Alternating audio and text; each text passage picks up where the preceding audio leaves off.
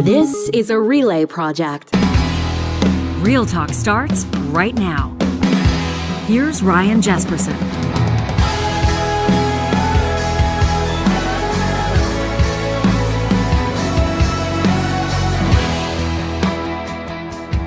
My fellow Canadians, if we were going to the polls today, the numbers show that the Conservatives, led by Pierre, would form a massive majority government. Now, I know, we're not going to the polls today. We're not going to the polls this year. We're probably not going to the polls next year either. But still, isn't it interesting to see the tides turning? And the Liberals aren't just barely behind the current official opposition. The Justin Trudeau-led federal government has seen its popularity plummet. And as 338 Canada's Philippe Fournier is about to tell us, we're going to figure out exactly what this means, not just for the future of the federal government, but maybe the future of Justin Trudeau as well, Canada's current prime minister. And what about the NDP? How will that party factor into what we're talking about storyline-wise over the next couple of years? Stick around for this episode of Real Talk. The second half of today's show is dedicated to you. We're handing you the mic. We're getting into our Real Talk mailbag, and we're going to read message after message after message. Some of the best emails, the most insightful ones, the most thoughtful ones that we've received since last week's interview with Ghada Sasa. Obviously saw a lot of new eyes and ears on the show. Not everybody was a fan of what she had to say. Not everybody was a fan of how I conducted the interview. And when we ask for your feedback, we mean it. It's why we're dedicating a big chunk of this episode to, again, having you have your say. Before we get any further, are you looking to get your team the industry's absolute best safety training? Danatech has been Alberta's safety training leader for more than 30 years. Their courses are designed by experts with real on-the-job experience, so the courses actually make a difference on your job site. Save lost time to injuries, stay compliant with changing regulations, and save money on training with Danatech. Big companies across Canada use Danatech's WHMIS, TDG, electrical, and lifting device courses for good reason, and they've got a catalog of more than 150 courses across all industries. You can visit danatech.com today to see their courses and find out about bulk discounts. Philippe Fournier is one of Canada's most recognizable poll analysts. He's the editor-in-chief of 338 Canada. He's a contributor to Politico and L'Actualité magazine and a good friend of this show. It's always good to have him. Haven't spoken with you since the very beginning of the summer. How was the rest of it all? How you been holding up? I took some rest this summer. It was the first time in a long time. Good morning, Ryan. It's great to see you, and thank you for having me back. Much appreciated. Always fun to talk to you. Well, it was kind of an interesting summer, even, and we would communicate this with our audience that typically in the talk show business, summer is when everybody takes their vacation. Summer is when everybody does deep dives into, do aliens exist? Are UFOs real? Has anybody actually seen Sasquatch? But that wasn't the way that it played out. There was a lot happening politically through the summer. Some of it emergency management, wildfires and the like, but a lot of other developments as well. So it was kind of a fast-moving few months for us. Did you notice the same thing? Feel the same way? I would say that starting in late July, when Justin Trudeau shuffled his cabinet, and suddenly we had a few polls, which are rare in July. Usually pollsters also take some vacation in the summer month.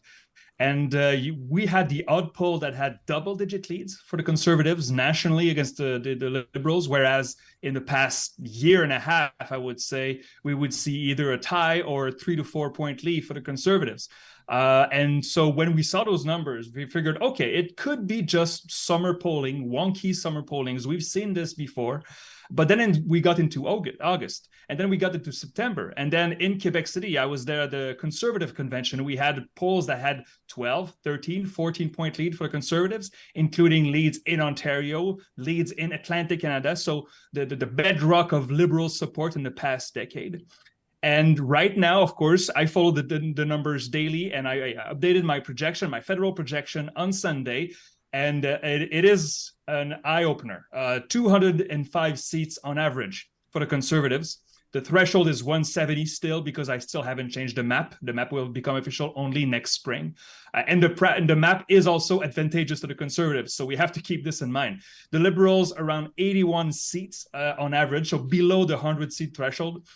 I think this is the worst showing in the polls and in the seat projection that I've had the Liberals ever since I began my tracking in 2017. Yeah, like 81 is shocking and obviously a significant fall. I want to hit this from a number of different angles with you, but I want to circle back to the Conservative surge in popularity. Obviously, there's kind of a ripple effect when you get a new leader.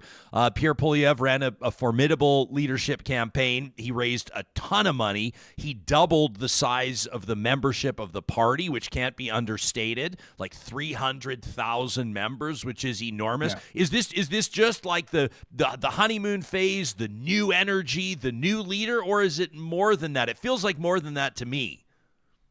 Oh, you are right. It is not a honeymoon. I mean, I'm not saying that this will last until the next election because we don't know that, but a honeymoon happens quite shortly after a leadership campaign. And we didn't see that last year. So Monsieur Poilievre became leader in September of 22.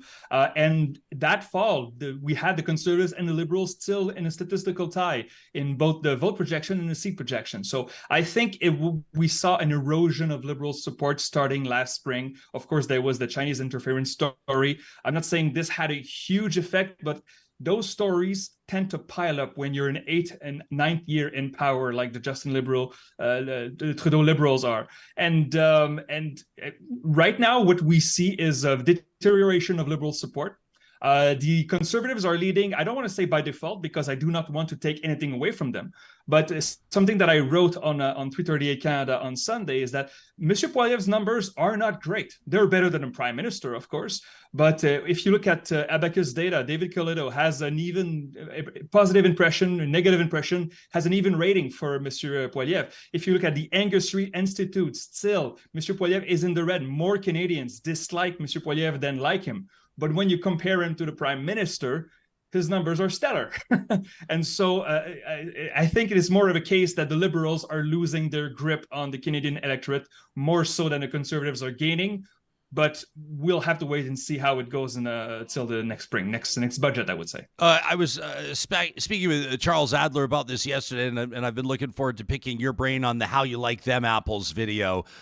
This interaction of Pierre Poilievre in the apple orchard with a journalist in the Okanagan, sort of, I don't know, eating him alive in a way, sort of acting quite dismissively.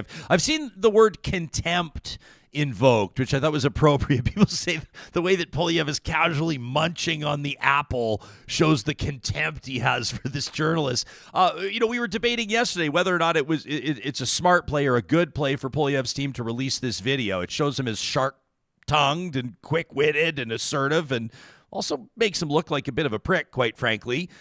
Is this exhibiting the secret to his success, or is this something that you think his team may want to be a little bit more careful about? I know it's a boring answer, but I would say both. Because, I mean, the success of Mr. Poilievre was able to connect with many voters in Canada that feel like the media and the elites are not working for them. Yep. And I don't want to paint it too wide a brush because that's not every conservative voter in the country, but this is a segment that the polls show that it's a segment. So Monsieur Poilievre's attitude with this journalist who was clearly unready to face the heat there. Conservative voters, many of them eat that up and absolutely love it. The problem is if we switch the role, just imagine if we switch the role and it was Justin Trudeau doing that to a conservative-leaning journalist. How would they react? Would they have changed their mind saying, oh, this Commissioner Trudeau being all... No, I think the kryptonite of liberal governments in the past 3 decades, we could say would be hubris, overmassive ego, and arrogance. So we have to be careful. The Conservatives, they eat that up, but if he keeps that up, I think it could turn off a segment of the electorate that the Conservatives need to win an election. Yeah. Now, again, how good the Conservatives leader have to be if the Prime Minister is deeply unpopular? This is the question. But again, a hubris and an overmassive ego sometimes in the long run goes against you, not for you. Yeah. Adler yesterday saying, the Conservatives are investing millions of dollars, and he's right, in promoting their leader in promoting Pierre Poilievre as what did Adler say yesterday, Johnny? Here, I'm showing the video right here, but I think he was saying like husband of the year, father of the year, dad of the year, human of the year, Pierre Poilievre. Showing this soft side of him with his loving wife Anita, and that's great. And she's voicing over the video, and the people can find it on YouTube. It's called "Who Is Pierre?" and it shows him there carrying his kids around, just like being a normal dad. Being a normal dad at the park, and then you release the video of him just being a jerk, and you kind of wonder, like, is there this new dynamic in politics, and certainly not limited to Canada, where people want to see a little bit of both. They want to see the empathy that a politician can dip into, can tap into. And they also want to see somebody that's going to stand up for their principles, somebody that's going to stand up for their constituents. I wonder if this is all part of some big plan to like craft this character, Yeah, the good family man who can be a prick to the same people that I dislike, which is the media. This could be a winning formula, but then again, if this attitude goes on for years and years, it could play against Poilievre. Now, right now, he's benefiting from it. Of course, you saw selling T-shirts and putting slogans on T-shirts. So again, I think many partisans eat that up when they look at the prime minister, who is in a bad place right now, unpopular. The numbers are really bad for his opposition. So perhaps Mr. Poilievre can do no harm for his partisans right now. I would be very careful, because down the line, again, if you switch the roles, if Justin Trudeau did that, I don't think many conservatives voters would go, oh, okay, he was okay. That's a good move for Justin Trudeau. No, they like him because it was Monsieur Poilievre. Yeah. So you've got now the numbers that you're looking at. And again, if you're just tuning in, live streaming the audio on the Mixlr audio app presented by California Closets, we're talking to 338 Canada's editor-in-chief, Philippe Fournier. You got your Sunday update. People can subscribe to it. Check it all out at 338canada.ca. The Liberals, for perspective, you've got them essentially like, if we were voting today, and again, I'll say it, we're not voting today. We're not voting this year. So maybe we'll integrate a perspective check at some point if mine is insufficient. But the Liberals would literally see their seats cut in half, which is a really, really big deal. So if you're the Liberal Brain Trust, and I'm not talking about in the Prime Minister's office, I'm not talking about having JT's back, I'm not talking about trying to save his political legacy, I'm talking about looking out for the good of the party and maintaining a Liberal government, what conversations are you expecting to hear? You would expect at some point the caucus to ask the PMO, like, what is the plan for the short term? Because we're getting, killed in the polls. And when a government gets into its 8th and 9th year, it's really hard to turn that back. But if I can just add a little thing to what you just said, Ryan, there. Just imagine this scenario. The Liberals in the projection basically lose half their seats, and the NDP doesn't pick up any of them. And so this is dynamic that the NDP and the Liberal have this sort of coalition that keeps the government in power. It has not benefited the NDP one bit. And so this is why I'm wondering how long it will take for Jagmeet Singh and the NDP to not vote against in a confidence vote to throw the country into an election, but just pull your automatic support, because you're not benefiting from this at all. And right now, the Conservatives are gaining in rural Ontario, are gaining in places where the NDP could do better. In my projection, the Hamilton region in Ontario, Windsor, many places in the lower mainland in BC where the NDP did fairly well. Actually, half the NDP caucus is in British Columbia. You have a couple of seats also in Edmonton. Those seats are all in danger if the Conservatives are above 40% countrywide. So I think the dynamic here is both the Liberals and the NDP have to think about what the strategy is for the next year, because there's no short-term sign that this could get better in the numbers. And if we went into an election, let's say next spring, with the budget, we don't expect the interest rates, we don't expect the economy to be picking up anytime soon. And going into an election with such an economic scenario, I think is a recipe for a disaster for any party.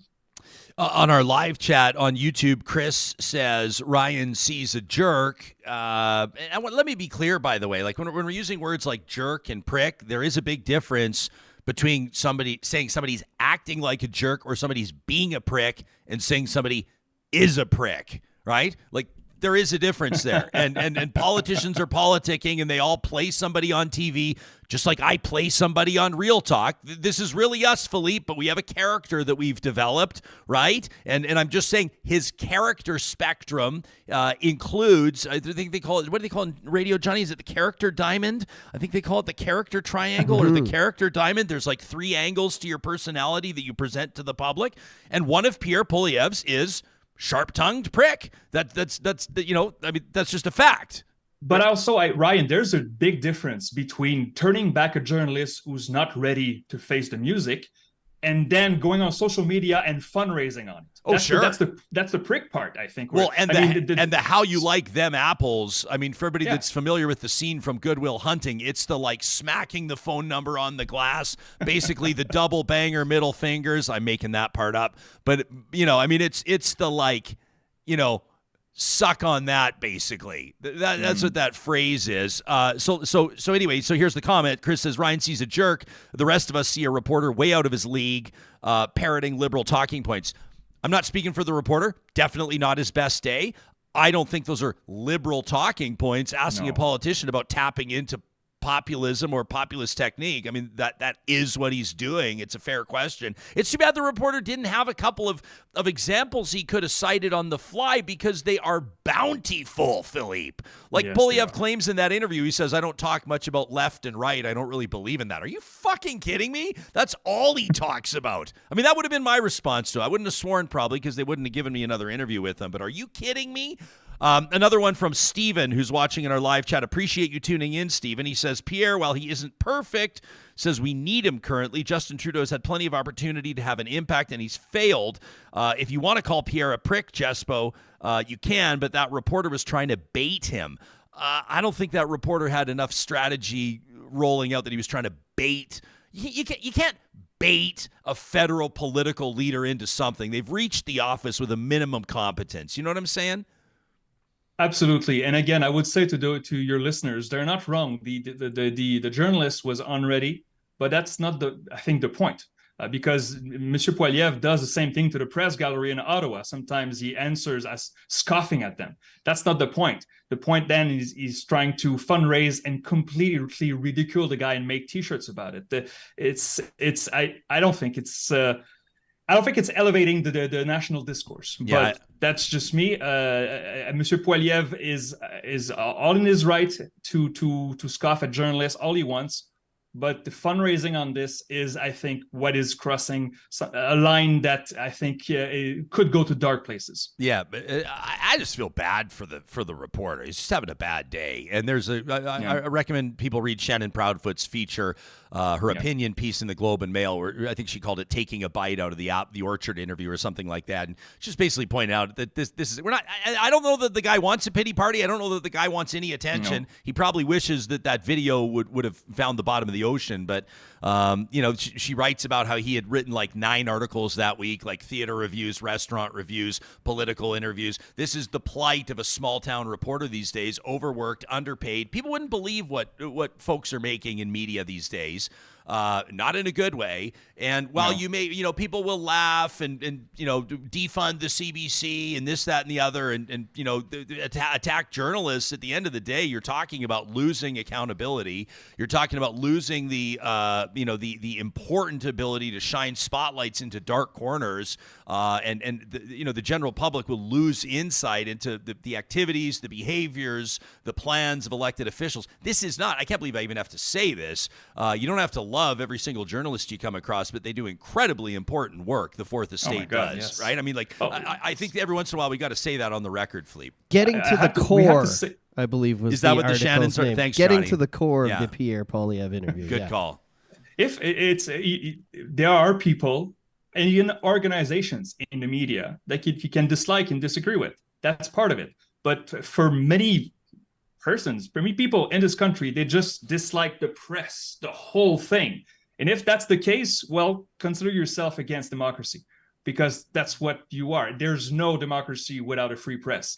And when you say they're biased, well, guess what? It's a very wide spectrum of press that we have in this country because we have freedom of speech. And so they are left-leaning, they are socialists, they are conservative. I know I was in Quebec City, and there were some very conservative-leaning and conservative-friendly media out there throwing softball questions. So it goes on all sides. I don't think maybe conservatives sometimes throw a tantrum when the journalist says something they don't like. Just calm down. You're leading in the polls. You don't have to do all this. Philippe, we always respect your time. I know you've got another commitment in 4 minutes, so this brings us to our rapid fire round. Okay. So I got about 10 questions left to ask you, and I want to get to them all. Who are the front runners to replace? First of all, no. Will Justin Trudeau, I've spoken to people on his team off the record, so I'm not naming names, but they have said if you think that he's leaving, if you think he's resigning, if you think he's not running against Poilievre in the next election, you're crazy. This could be somebody who's I don't know, willing to take the ship down with them, I guess. I don't know. Number one, do you think Justin Trudeau stays on? But if he resigns, who are the front runners to replace him? I will say this, and I think he's been observed by many people. Justin Trudeau has been a better campaigner than he is a prime minister. So watch out for Justin Trudeau during a campaign.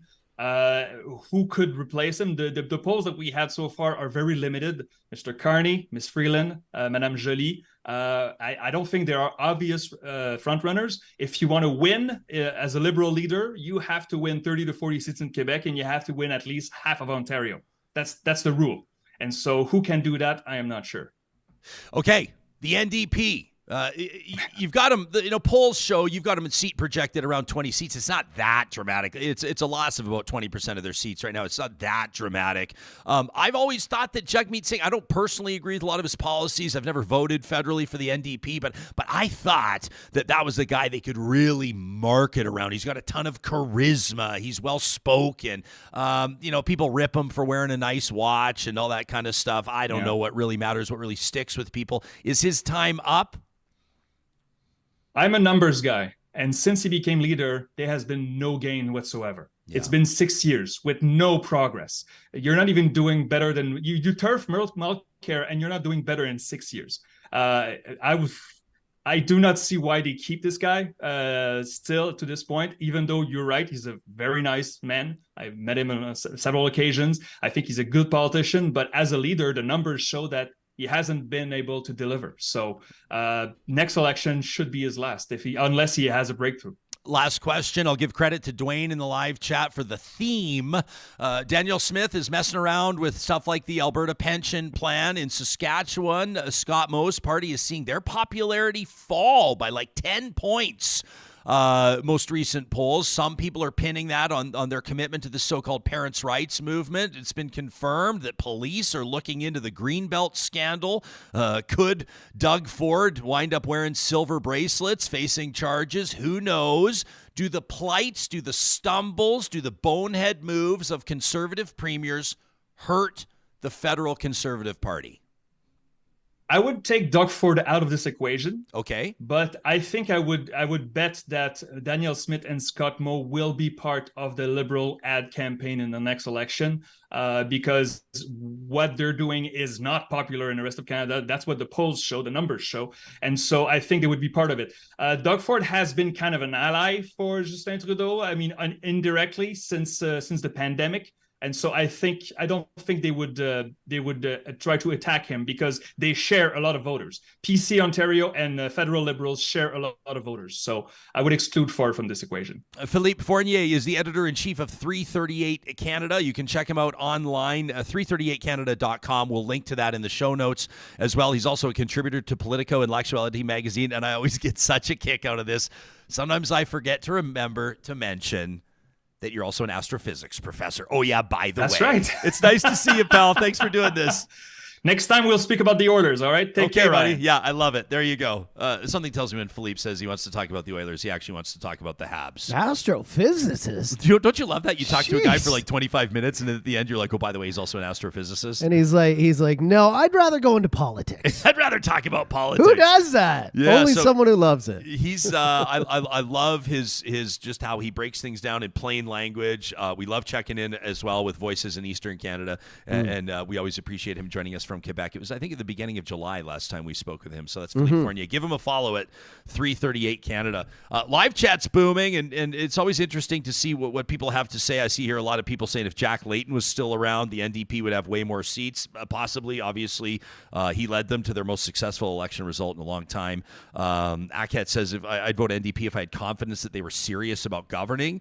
The local Liberal MP is aligned with my slimy city councillor, so I don't want to vote for him. Oh, I want to know where you live. The slimy city councillor. You don't see that all the time. I noticed somebody else when I was talking about, voters want to see, the ability for a politician to demonstrate empathy or to have empathy or tap into empathy. And somebody said, you mean, I'm paraphrasing, said something like, you mean you want them to be able to present the appearance of empathy. Yeah, some crocodile tears. I haven't heard that in a while.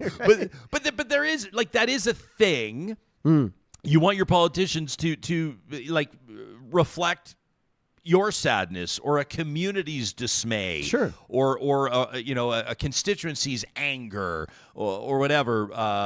But you also recognize that you can't feel strongly about everything, and politicians oftentimes are in a position where they're very outraged about something. You don't say. Every member of your party is outraged about it, while every member of every other party is not outraged about it. It's just kind of these. And now we're seeing the flip, right? I think, and I mean, Philippe was talking about, I think people want a little more hard-lined approach. That's why they're loving this Pierre video. Yeah. They want. I don't know why, and I agree with Charles. I don't want someone who's just totally, doesn't care about people's feelings. But the reason that Apple video is getting such traction is, I don't know, not that they want a prick, but they want someone who's a little more hard-headed, who will go to the wall a little more. And I don't know if you just pick a leader because of that, but if you have the choice between the two, I think right now people are like, we want someone who's a little stronger. And I think you and I and this audience is pretty common sense driven. You see Poilievre for the most part. He's wearing for the most part. He's wearing common sense T-shirts now, so you're going to be hearing. He said in that interview, the Apple interview. It's, by the way, it's like something like 12 or 14 minutes total. We're playing you like tiny little snippets of it because he does kind of course correct. He has about 90 seconds. Poilievre does 90 seconds or 2 minutes of like either his finest work or not his finest work, depending on your perspective. He's rather mean-spirited for about 2 minutes, but then he kind of course corrects it, and then I was saying this to a friend the other day privately. You see after the unflattering part. Where Poilievre really shines, where he starts just in plain language talking about common sense and how this federal government hasn't exhibited common sense and how they're going to make common sense more common. You go, there it is. Yeah. That's his ability. Like you saw those packed rooms during his leadership run, and you understand he is the type of politician that can get people, so is Justin Trudeau, in the right moment with the right crowd. But Poilievre is really a guy that can get people eating out of his hand. He can, but I just want direct answers from him. And I feel like I watch his face. He was in another interview, I forget with who yesterday, and he's just avoiding questions. And then somebody will ask him a question and he'll be like, well, where's your question? I mean, I feel like like even that Apple video, you watch his face, he's not thinking about the question or how he's going to answer. He's thinking about the best rebuttal, the best quick-witted response, the best zinger, which I don't know if that's always the best approach when you want a leader in the House, is because, like you said, it's all fun and games until you're in the big seat. And then you've got no more zingers. You're the guy who's going to get zinged on, right? So does he have a plan after the zingers? I don't know, but I got to give it to him. He's really good at the sick burns, Oh, for sure he is. For sure he is. And don't put me on the record with that, but you know what I mean? Like, no, he is. He's always thinking about the rebuttal. He's not thinking honest, about man, how to properly answer the question. Part of me loves it. Like, honestly. Like, the ringmaster theater circus part of me loves it. Like, I watched that, and I'm watching that interview, and while I was feeling for Johnny knows, he sees it sometimes when I sit here at this table and, we're debriefing after a show, and then I start watching, and then I start talking to the screen. I start talking to and I'm like cheering for this reporter, this like kind of I'm not. Who I'm clearly really, wasn't prepared. Well, and I think, I've been there in the small towns. Like you're dispatched to go cover like a news conference at a hospital. And I'm not making excuses. I'm just providing some insight into what it's like.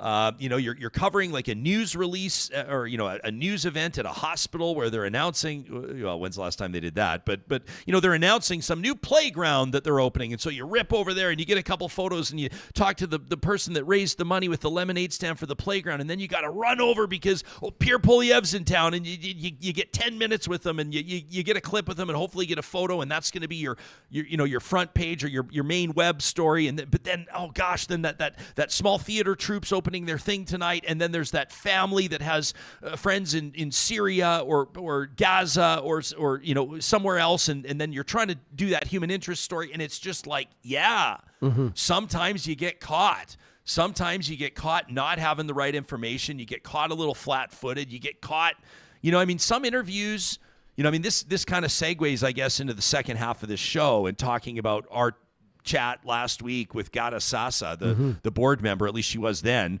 for Canadians for Justice and Peace in the Middle East. I did not expect that interview to go the way that it did. Expected it to go in an entirely different direction. That's fine. That's part of the reason why people tune into talk shows like this, because the conversations evolve. It's not a curated 90-second story. But it would not be an unusual circumstance for this guy to expect a few sound bites from Pierre Poilievre, but all of a sudden, basically, he's being turned into the show. Oh, yeah. He is... he's the bull in the ring, and the matador is getting him square between the shoulder blades. But right? when that happens, you got to reset. And I know you're going to reset after that interview, and I know this guy will too. But if you're going to he wasn't on TV, he wasn't, at a desk. You're going to an apple orchard with Pierre Poilievre. You got to expect that he's going to say some things that are, dog whistles, that are zingers, that are, just like the guy said, taking from Donald Trump's playbook. And if you're going to cite, these people are saying you're taking a page from Donald Trump's playbook, at least have one name. Yeah. At least write down one name. So he's going to come back. He always does this with the little, who said that? Where did you hear that? Who wrote that? And, don't cite a CBC article because he's going to tear that down. I could have better prepared for this Pierre interview, I feel like. Have one name of someone critical who he may respect so that you can catch him. Yeah. And I think he'll reset, and I think you will too, because that interview we had was, it came out of left field, right? We have, a lot of people asking interesting questions. I think even about the impact of what's happening provincially in politics and how that'll, transfer into, I guess federal impact, if it will at all. And again, keep in mind, if we asked you right now, what was the, what is it, Johnny? Now it's October 24th of 2023. If we asked you, this is a bad example. I was going to say, what was the top story in October of 2021? Well, it was obviously the federal election. But my point is, you asked people what was happening 2 years ago in politics or 90, days ago in politics. And people go, what was the number one thing? I guess 90 days ago here, October. So that would have been, September, August, July. So it probably would have been Danielle Smith talking about arson and the wildfires on this show. Maybe that was the biggest story at the time. But politics change, and people, whether we like it or not, to admit it about ourselves, have short memories. And so there's a lot of time for things to change here. But the reason why we wanted to get Philippe on, number one, just love talking to him. Number two, the dramatic drop in these seat projections that he's done based on polling. So what he does, he doesn't do the polling. He's a poll analyst, right? So he'll take a look at polling from reputable firms, and then he'll translate that into analysis, projected seat counts and the like. And to see the Liberals going from, I think, 157, something like that, 150, almost 160 seats to 81, is a big deal. You can let us know what you think about this. Coming up in just a minute, we're going to get to your emails. We're setting aside a bunch of time today to read your emails, your thoughts on our interview with Ghada Sasa last week. Obviously, a lot of people have a lot to say about that. If you didn't catch that interview, we're going to play a couple snippets of it and get you up to speed. But we want to remind you that this episode of Real Talk is happening with the support of sponsors like our friends at California Closets. Right now, California Closets is giving the free consultations to everybody that's visiting californiaclosets.ca. You can learn more about their approach by filling out the form and then contacting them to schedule an appointment. I've been through the process myself. You sit down with their team, and it's great, man. You just grab a coffee and you sit and talk about what you envision. Like, what's driving you nuts about your space right now? Or what's driving you nuts about your family room or your entertainment center, your mudroom, your playroom, your entryway, your wine bar, or lack thereof? What about your garage? I mean, they do it all. So they talk to you, they get a sense of where your priorities are, they get a sense of what your budget looks like, and then the next thing you know, you've got renderings that will blow your mind. Not only will they increase the value of your home, they're going to increase the quality of time you spend in your home, including their custom garage storage systems. You can learn more by calling 844-977-1231 or visiting californiaclosets.ca. So good to connect with our friends at Kubi Renewable Energy the other day. Johnny, I'm going to call up their Instagram because they posted a video the other day that absolutely blew my mind. We saw this net zero fire hall that they worked on. Go to Instagram and check out Kubi Energy. Here's their account. Let me show you this video. Check this out on my screen. This is absolutely remarkable. They worked on the Windermere Fire Hall. It's I believe it's Canada's first net zero fire hall. Wow. It's a building to be so proud of. But the roof has these beautiful slopes, and the undulations of the design is really remarkable. And you see how Kubi did the cleanest install that I think I've ever seen. I mean, maybe with the exception of the Edmonton Convention Center, which they also did. But this is absolutely beautiful. Congratulations to our friends at Kubi Energy on that project. And, of course, to all the first responders that are going to be working out of that Windermere Fire Hall. You can get a free solar quote today at kubienergy.ca. Speaking of first responders, our friends at the Fairmont Jasper Park Lodge want to tell you about a new promotion they've got going. You've got to book before October 31st, but it extends all the way through till April. You know what I mean? So you got to make your plan. You got to make your reservation, first responders, by the end of this month, by October 31st. These are for stays between right now. So the deal applies right this minute, all the way through till April 2024. They want to express their gratitude and encourage first responders to take a well-deserved break. And so they're pleased to offer a special room rate just for first responders this fall and winter. The rates start at $199 a night. They're going to knock 20% off all your dining, 25% off all your spa services.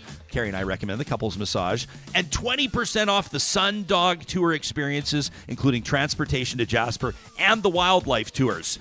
You can give them a call at the Fairmont JPL. Ask about the first responders appreciation rate. You can Google it, or you can check out the show notes on the podcast right here, or if you're watching on YouTube, you'll find it there as well. Justin on the live chat says, it doesn't matter who said it. A valid point is a valid point. Pierre is a master of deflection. True, but when you say something, you have to be prepared for someone to call you on it, like you did to our guest last week. So if you're going to say something that sounds like a direct quote, like everyone thinks you're pulling from Donald Trump's playbook, you got to have at least one name, one organized. You got to have something. And I said in the chat, because Pierre's a pit bull. He's a pit bull in the interviews. You have to be at least a little prepared, especially when you say something like an eyewitness account, or it sounds like somebody said it directly, right? Yeah. And I feel, I feel for the journalist, probably one of his. Oh, so did I. Like, it'd be one of those where if you could take one day back, you could take one back. Well, this is his, like, it's everyone's going to moment. remember this it's forever. Like the Steve Smith hitting Grant Fierce skate, puck goes in, Calgary Flames go to the Stanley Cup final. That's basically what that moment was. Last week, we spoke with Ghada Sasa. Johnny, can you tee up the clip for me that starts with her talking about the tragedy of 1,000 children killed, that clip, and we'll get to that in just a second. This show obviously makes a commitment to you that we will represent different perspectives, most particularly on important stories that matter to you, on the real important stuff, and that includes the horror that we've seen unfold in Israel and Gaza. The eyes of the world are there without a doubt. We've spoken to a personal friend of mine, Kinera Zeri, from her home near Tel Aviv. You can find that, of course, in our archives, podcast and YouTube. We've spoken to Charles Adler about this, the son of Holocaust survivors.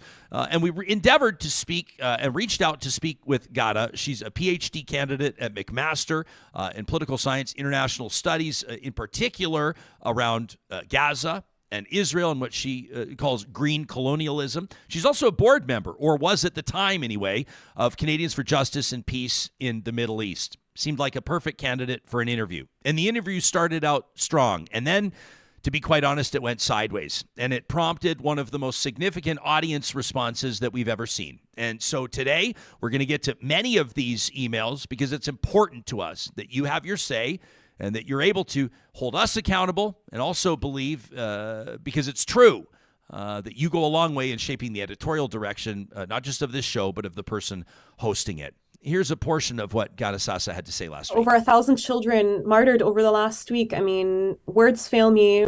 But this is why I think we need to be careful not to call this Israel-Hamas war. What do you think it should be called? Because this goes way back than Hamas. Hamas was voted in, what should we call it? Yeah. This is Israeli genocide against Palestinians, right? But like for reporting on it, for journalism, starting with October 7th and attacks on Israel, I've seen people debate whether or not those should be described as terrorist attacks. Frank, my position is I don't know what else you would call them. There are a lot of people right now saying, well, Hamas does not represent Palestine. Hamas does not equal Palestine. Do you agree or disagree with that? We have to recognize that Hamas is the elected government of the people in Gaza. And that's not to say that, everybody is supporting this government. I'm saying all political factions right now have been siding with resistance, because what do you expect after people have been besieged for 17 years? They've witnessed so many times Israel, year after year, is bombing Gaza. It's been relentless, killing people, killing journalists. And I'm talking about like we saw last year with Shireen Abu Akleh, a journalist. They just used a sniper and they just assassinated her. And there's been no one held accountable. Even we recognize under international law that people can use even armed struggle against colonizers, against occupiers. So I think it's important that we contextualize that this is not a war. That was Ghada Sasa last week. The episode is called What Does Decolonize Actually Mean? If you'd like to check it out in its entirety. Crystal was in touch with us to talk at RyanJespersen.com. Says, Ryan, you really should interview somebody soon who can point us, your audience, to solid, accurate news. Picking media that relies on facts is apparently difficult. Says, I love your show. It's usually a highlight of my day, but your interview with Ghada left me utterly confused. It seems that she has entirely different sources than I do. Who's right? How do you verify facts? Choosing a source is vital to determining what or who we support, and it seems to me even our leadership is stymied by this. That from Crystal. Crystal, that's one of the reasons why I was so adamant on asking Ghada about the sources that she was citing with some of the more remarkable claims that she was making, and I understand the point that you're making as well. Marco wrote in to say, Ryan, you relate a chat question to Ghada about condemning Hamas. And this is something that I've been thinking a lot about and something that I'm considering even writing about. Condemning Hamas and its attacks should be easy. And it probably is for me and you, no doubt. But it's a complicated question for Palestinians. By asking this question, an interviewer is forcing a Palestinian to prioritize Israeli deaths over those of their own family, and it makes them somehow justify Israel's reaction. The question also focuses on the Hamas attack while ignoring the 17-year blockade of Gaza, the 56-year occupation, and the displacement of Palestinians that's been going on since 1948. Condemning the October 7th attacks resets the clock. Condemning Hamas also lends justification to the Israeli response, affirming that, the bad guys did a bad thing, naturally leads to questions of punishment. The discussion then isn't about if Israel should bombard Gaza, but about how much. He says, I have a lot to say about this. And that question, does Israel have the right to exist? You read Michael's question that he had submitted to the show. No country has a right to exist. Not Israel, not Canada, not Costa Rica, not Belgium. Only people have rights. But this is the last thing I'll say, says Marco. I spent 2 months in Gaza nearly 10 years ago. I met very few supporters of Hamas during my time there. In fact, most Gazans I met felt oppressed by Hamas. And as I wrote at the time, Gazans face dual oppression. First, by the Israeli blockade. Second, by Hamas's policies. However, Gazans told me that under an Israeli assault, Gazans will support the resistance. They will support whoever's fighting back on their behalf. Sometimes this resistance is grotesque, like on October 7th. Sometimes it isn't, like with BDS or the March of Return. I abhor violence. I'm sure you do too. But that's easy to do from my secure little home in Western Canada. I don't know what I'd do if my home was destroyed, my family members killed, my life marked by daily humiliations. Would I remain nonviolent if someone killed my son? I'm grateful I don't have to answer that question. Thanks, Marco. Dual oppression. I like that. Big time. I mean, that explains it. I mean, And he was there.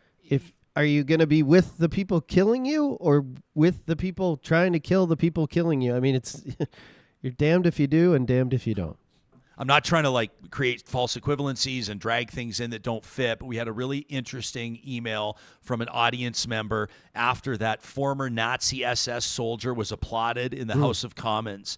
And somebody wrote into the show, I wish I could remember your name. We did read it on a following episode, but somebody wrote in to say, gosh, basically you guys, like all of Canada, needs a history lesson. No one is condoning, what obviously, military service with the Nazi SS.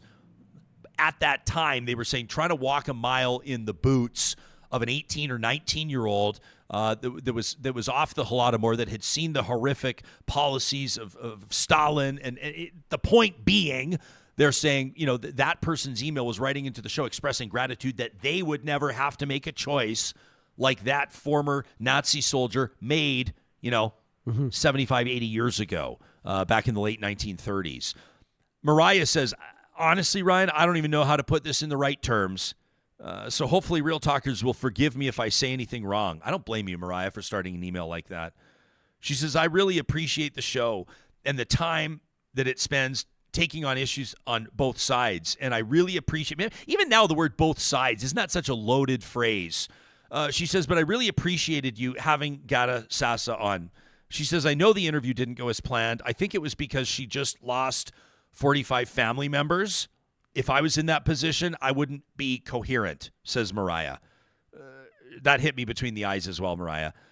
She says, I don't know enough about the history and the issue, and I really appreciate the show taking the time to speak to different perspectives. I feel like people online really know how to manipulate information, and it's very frustrating, and I would love to see you give the topic more airtime because I still don't feel informed enough. That from Mariah, and you better believe that we will. You want to load up that clip of Ghada telling us about the personal impact of this? We did not know this. Like I said, when we booked the interview, we had reached out to a PhD candidate with a specific focus on Gaza. She is of Palestinian heritage. She is the granddaughter of refugees to Canada. She's a board member on a national nonprofit organization. We did not know until she disclosed on the show the horrific impact that this conflict has had on her family. Last week, we lost 45 family members in Gaza in one day. 45 family members of yours were killed? Yeah, in one day. Yeah, it was a father, he was a doctor, his wife, his 3 kids. He had 1 dentist, 2 teachers, their wives, their children, gone. Just everybody's gone. I'm grieving over all of Gaza, right? They're all my family, but when it's so close to home, it really does shake you how you hear their stories, especially the dentist. He was actually rescuing people in Gaza all week, and he just was coming back from the hospital to try to check on his family, and he was killed. Prompted Cyrus to reach out. A lot of these emails we received Johnny, half an hour after the podcast went out. This was something that prompted people to be in touch right away. And Cyrus said this interview probably didn't go how you wanted. Massive thanks for doing it anyway. I was impressed you were able to refrain from interrupting, something that I struggle with myself on passionate and emotional subjects. He says a couple of thoughts. This situation is just absolutely awful on all sides. He says the comparison to the colonization of North America is problematic for me. There's no question who indigenous people of North America were before Europeans came over. I know someone's going to write in to say there's no such thing as indigenous people of North America, but not called North America at the time, obviously. Turtle Island, good luck, he says, getting consensus on who the indigenous people of Palestine are. It's such an important historical region, maybe the most important. Thousands of years of wars, occupations, colonizations. Where do we draw the line? Or maybe rather we should understand the context of all parties and try to move forward with solutions that really nobody will be happy with. Yeah, like the two-state solution. He says, I was disappointed in your guest.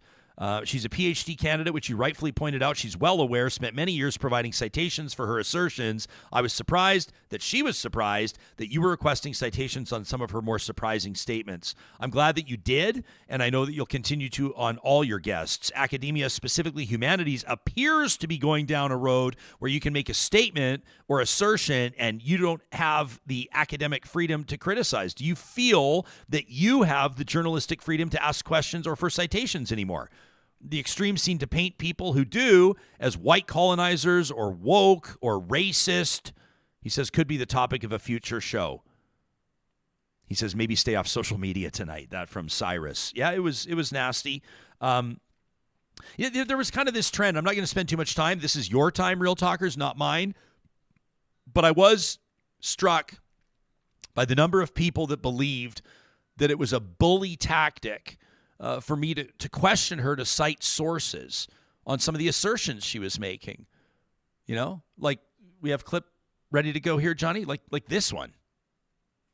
And even about the rave, I was reading about the rave, and I was reading a lot of the people who were killed were actually killed by Israel. Like I was reading accounts from like the Israelis who were at the rave saying like, yeah, Hamas was not trying to kill us, and then the Israelis were just firing at us. And I want to say, just on the record, I've not seen anywhere any allegation, and maybe you can share those with us. We'll be happy to look into it, that Israeli forces killed anybody at the music festival. I haven't seen that anywhere.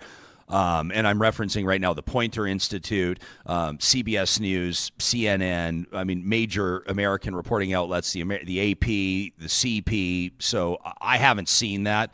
I want to make sure I note that. Obviously, there's a big audience response to your appearance right now. We're talking to Ghada Sasa, a board member of the Canadians for Peace. And so that was one example. She also asserted in the interview that she said she had seen recent polling that showed that 95% of Israelis supported basically carpet bombing Gaza. I asked who conducted that poll. That's an extremely fair question. For no other reason than this, and especially, let me just say for our podcast listeners, if you watch on YouTube, you know this. We are always putting information up on screen as we're speaking with guests, and that is stuff that's happening on the fly. If a guest says a recent Washington Post article shows this, we're going to go get that in 10 seconds. If a guest says that there's a map that demonstrates this, we're going to show you that map. Johnny's so quick on the draw. Johnny on the spot, we call him. And he'll get you that map. We'll show you the research. We'll show you the findings. We'll show you the data. We like to have it in-house ready to go as much as possible ahead of time, but that's not always the case. So if I'm asking a guest, who said that? Where did you find that? Who conducted that study? It's not an attack. It's certainly not racist. I'm not sure that I have to say that. But the noise online, in particular on Twitter, was really something that struck me. I don't think I'm perfect. There were moments in that interview that I would take back. There's one moment in particular where I had a lot going on in my brain. I'm not making an excuse. I want to own this one. And she was talking about the intimidation and the fear that her family is feeling in their olive groves. And I kind of went, yeah, and I kind of like I was trying to bring it back. The bigger context clip, if you look, I'm trying to bring it back to the conversation we were on, but it was an inappropriate move on my part. And that's an example of something I wish I could take back in that interview. Cheryl wrote in to say that history has proven time and time again that what people believe as truth is in the hands of the speaker and the listener and their lived experience, especially in reference to genocide, occupation, and war. Cheryl says there's examples of this close to home, as our indigenous population that I was growing up was taught were lazy, were drunks, who were given every opportunity but chose to live the way that they did. Cheryl says Cuba and the American occupation, probably the longest running embargo in history. There's another side on that one too. She says, I think the map that was shown during Ghada's interview was extremely telling and went a long way in supporting her perspective. We have been fed Israel's truth for so long, and I found it very interesting to hear, with little interruption, a Palestinian perspective. It doesn't matter her position on the hostages, Ryan. That's an opinion based on her truth, therefore biased, and personally, I don't care. Nor am I going to present mine because of what I do know. I realize that I don't have enough true, unbiased information to form an opinion. That from Cheryl, I appreciate it. It is worth pointing out that since this interview, Canadians for Justice and Peace in the Middle East have released a statement clarifying that what they're describing as an unauthorized interview by a board member does not reflect their policy or their positions. They say that they've become aware of the publication of this unauthorized interview. They say the member was identified in the interview with Real Talk. They don't name the show. They're not trying to drive more eyes and ears to the interview, but they say we were not informed about the interview ahead of time, nor was the member authorized to speak on behalf of the organization. In the course of the interview, the member, Ghada Sasa, who they don't name, made a number of comments which are inconsistent with and or contradict CJPME policy and positions. It's also worth noting that this organization has pulled down its board page off its website and that she has removed the board member of CJPME from her social media bio. Read into that what you will. It's not something I'm concerning myself with, but I do think that it's relevant to this conversation. Rene wrote in to say, I thought that, and I'm going to lose some people here right off the top, but it's a good email. Rene says, I thought that Barbara Kay's most recent National Post article might be of interest. Of particular note, her referencing an article in the Atlantic Journal in 1961 by Martha Gellhorn, a war correspondent who visited various UNRWA Palestinian refugee camps that year, 1961, interviewing individuals there, observing the conditions they lived under. First, Kay noted that Gellhorn wrote that Palestinian children were exposed to the full and constant blast of Egyptian propaganda. And having been so devastatingly beaten by Israel again in 1956, it only makes the orators more bloodthirsty. The residents hated Jews and believed all manner of conspiracy theories about them. Elsewhere, Gellhorn said that she realized she had the missing clue as to why, although she liked individual refugees that she met, she could feel no blanket empathy for the Palestinians. It was the consistent absence of empathy in her subjects for anyone else's suffering. It's hard to sorrow for those who only sorrow over themselves, she writes. It's difficult to pity the pitiless. Rene, writing out of Fort McMurray, says it was timely to read Barbara Kay's piece and then go through Gellhorn's 1961 Atlantic article after listening to your interview with Ghada Sasa. To me, her nonchalance about the plight of Israeli citizens massacred on October 7th can be seen in the same light as those Palestinian children in 1961 who were exposed to the endless barrage of dehumanizing Egyptian propaganda back then. She might well be a product of the environment in which she was raised. Sasa's suggestion that a number of victims died at the hands of Israeli defense forces at the music festival and were not murdered by Hamas terrorists smacks of something more sinister. Although I've never met her, I'm sure that as Gellhorn found the refugees she spoke with in those camps back then, Sasa would come across as a nice person under other circumstances. In your brief interview, though, she demonstrated no empathy for the suffering of Israelis. Suffice it to say that there is merit in Gellhorn's point about it being difficult to pity the pitiless. Rene says, while you appear to have taken quite a few hits over the manner in which you interviewed Sasa, I find the criticism undeserved. Your role as an interviewer is to ask questions and allow the subject to freely speak their mind. Your audience is also free to draw their own conclusions. And on that note, Rene says, I have made mine. Jay wrote in to say, Jespo, it's 5 a.m. and I can't sleep. I clicked on your YouTube video, What Does Decolonize Actually Means? And I'm astonished by what I've heard. The guest's information is alarming. I need to start by saying that you do an excellent job of allowing people to speak and providing diverse perspectives airtime. You also have an incredibly challenging task in taking on this subject. As a Jew, I am not a hardcore Zionist.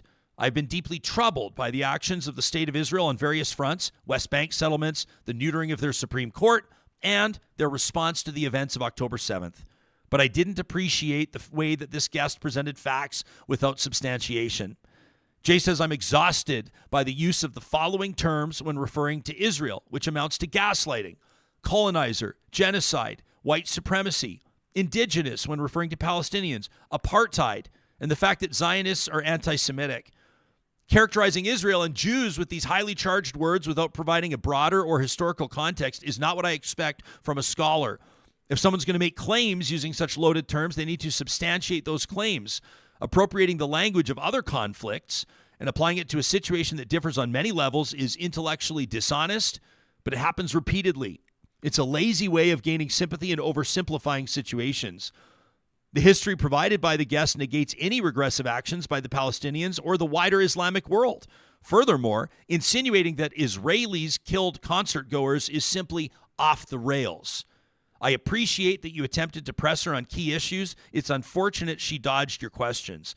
Thank you for your continued efforts to provide well-rounded perspectives on issues, and I'm eager to see more of this debate as time goes on, but we need individuals on both sides who are more dispassionate and more honest than that guest. That from Jay. And we're going to wrap with this one from Jared. Jared gets personal. He says, last Wednesday, my wife and I got into an unexpectedly intense argument about the Israel-Hamas war that nearly hit the 2-hour mark. It mirrored some of the dynamics in that Sasa interview that you did last Thursday, as well as the listener mail that you received Friday. Our inaugural episode of The Flamethrower, that's the new trash talk, was entirely feedback from that interview. If you missed it, you can go back in our archives and find it. He said, I wanted to share my perspective and how meaningful dialogue with my wife changed my perspective.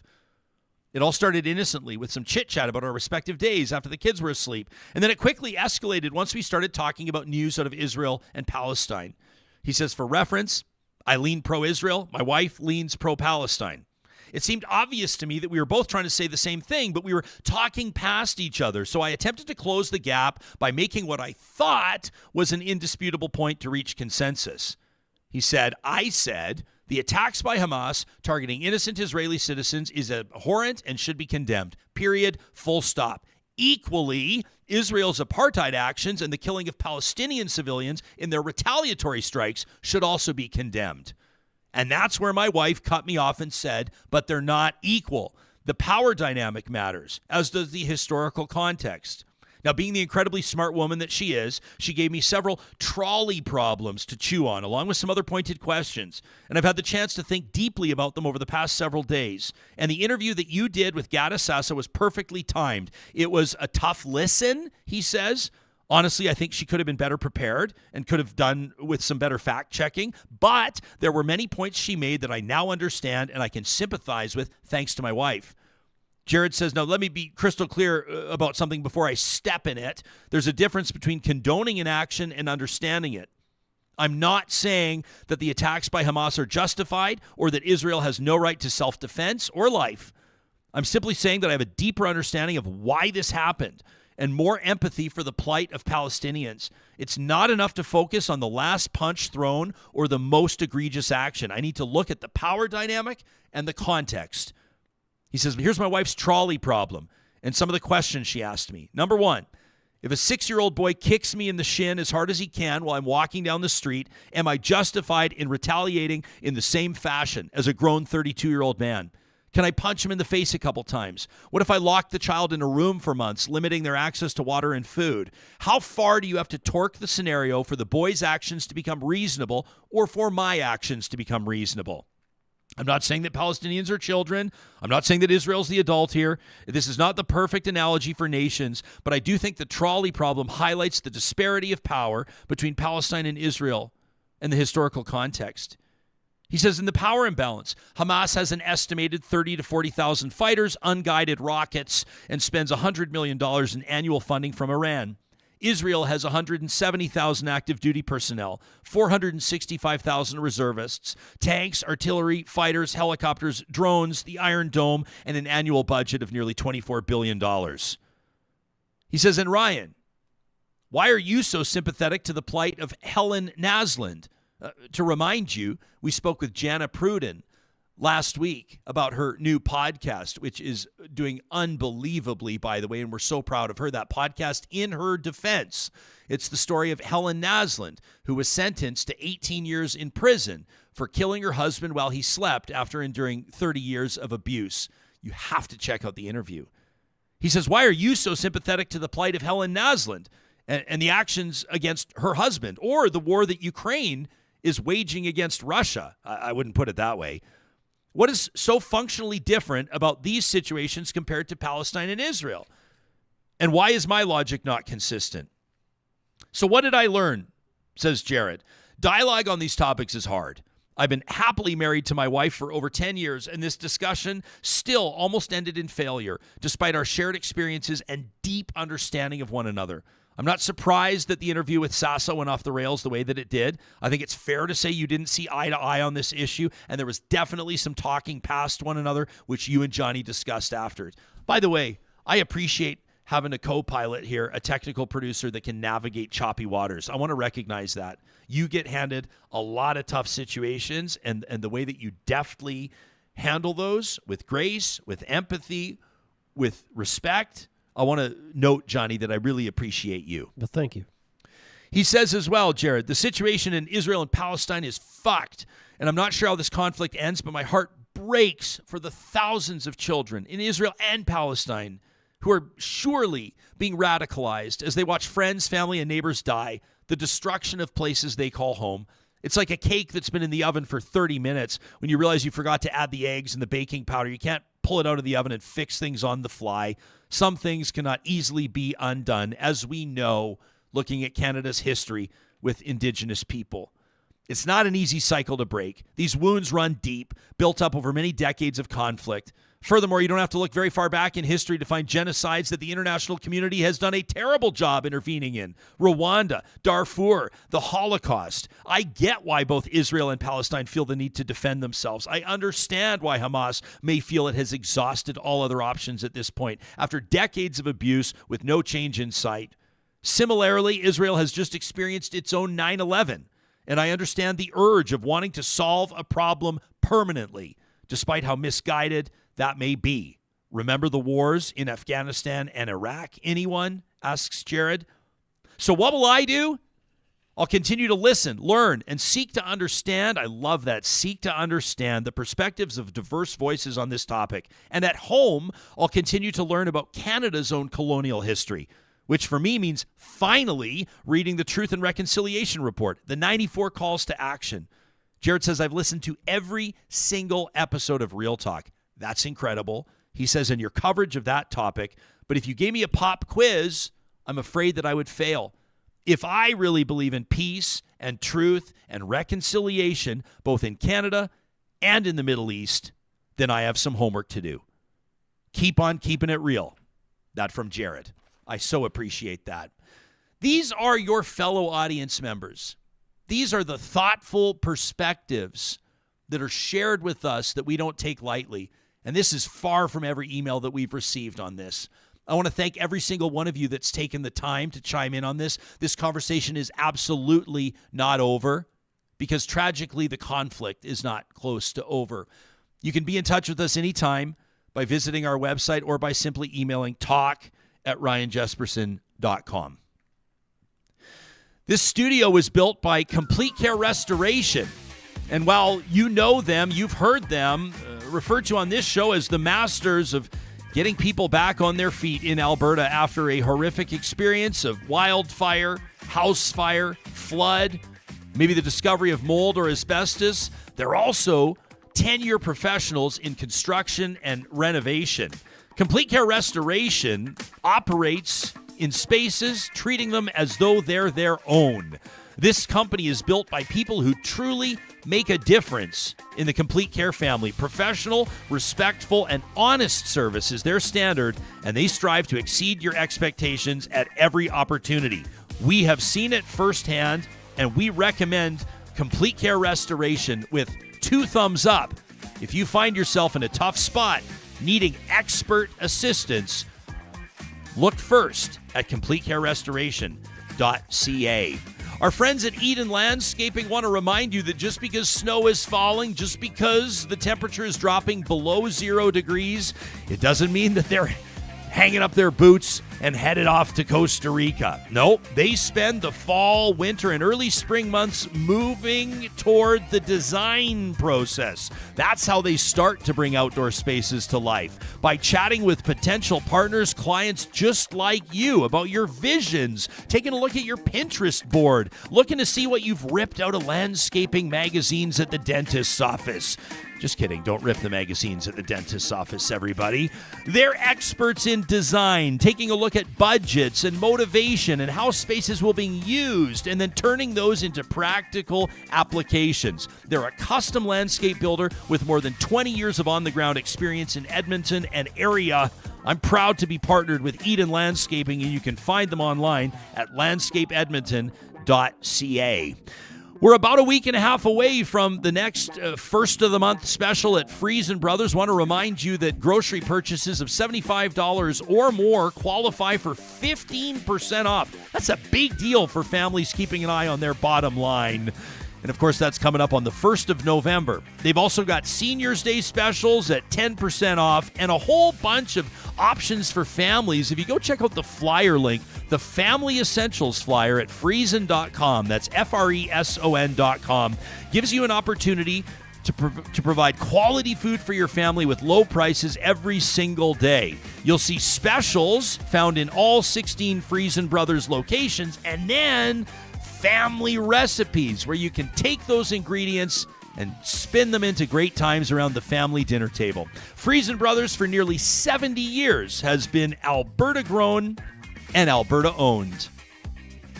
Before we wrap, we also wanted to let you know that coming up later this week, the strategists will be joining us on Friday for a Real Talk Roundtable ahead of the fall legislature session. That's kicking off early next week. We want to get the strategists' take on what some of the priorities are going to be. We also wanted to let you know that legendary NHL goaltender, some might call him, based on the numbers, the greatest NHL goalie of all time. Who's that? I can't quite get there. I think that's a conversation between Patrick Roy, Martin Brodeur, and maybe Dominic Hasek. Okay. But Ken Dryden's career was absolutely unbelievable, and he's got a brand new book out, a former member of Parliament, obviously, as well, and an accomplished lawyer. His new book, The Class. Ken's going to be joining us on Thursday's episode to talk about his memoir of A Place, a Time, and Us.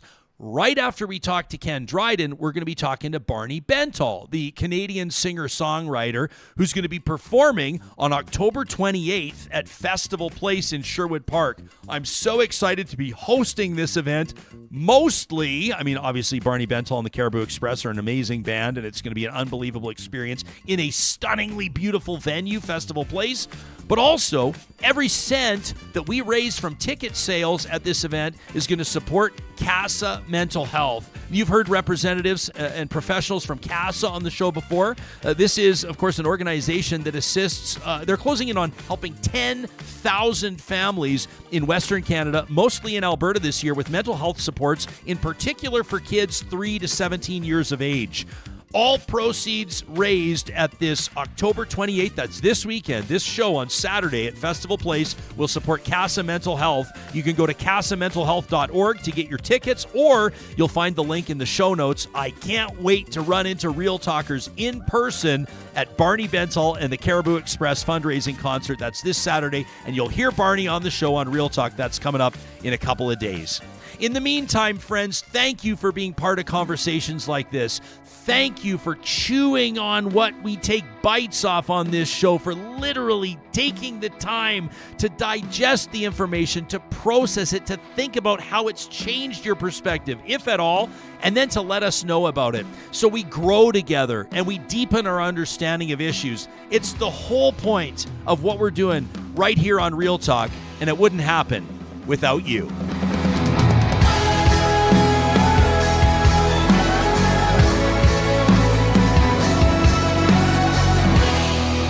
Real Talk is hosted by Ryan Jespersen, executive producer Josh Dunford, technical producer John Hicks, general manager Katie Cook-Chivers, account coordinator Lawrence Derlego, human resources Lena Shepard, website design Mike Johnston, voiceover by me, Carrie Skelton.